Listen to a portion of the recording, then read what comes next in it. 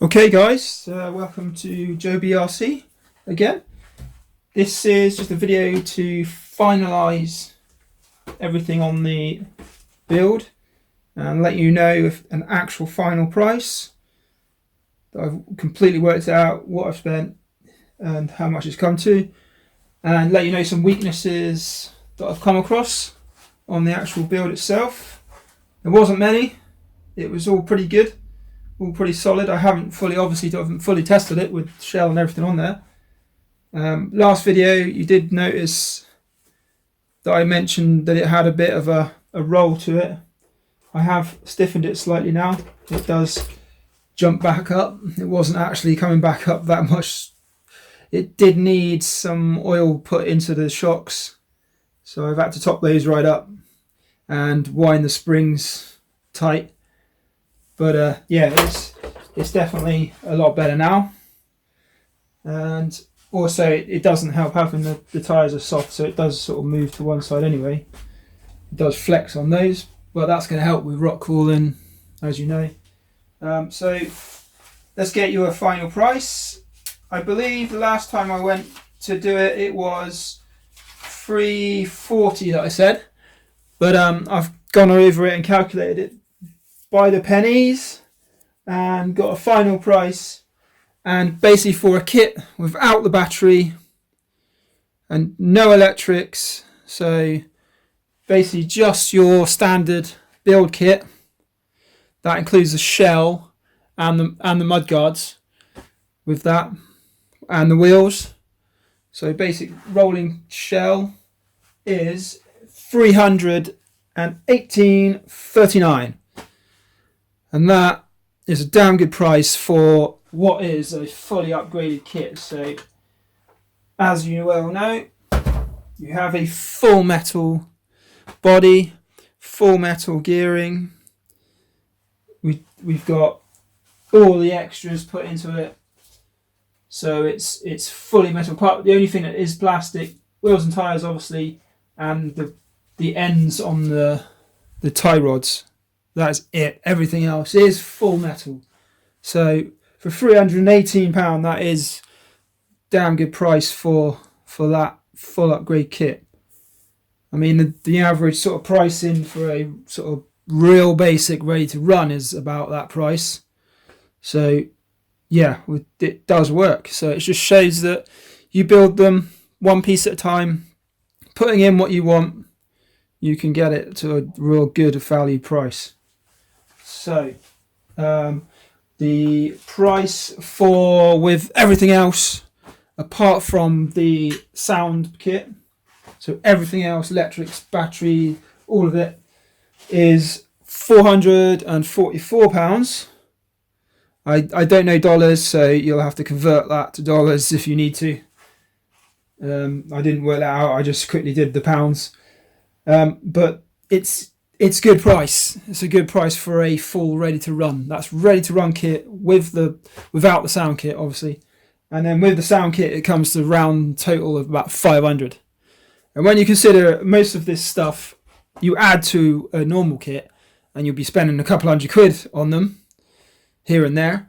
Sometimes you can spend more than that on the electrics. You may well spend that on it again, you know. You might want to upgrade some of this more than I have. But £500 for a ready to run kit with what I've got there is a very good setup. And I know it's pretty capable of most things, so it's going to be good. So yeah, that's the pricing. That's brilliant price for what we've done. So, I mean, let me know on the comments if you think there's something you've seen that I could have done better or I could have improved on. Just write it up, let me know. And maybe in the future, if there's enough demand for changing parts on this, I will do it.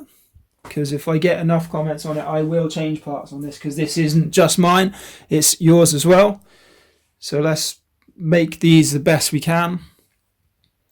And weaknesses, I'm sad to say we did have a break on the testing. Drive shaft went, basically there is a height issue with the center of the gearbox to the drive shaft drop.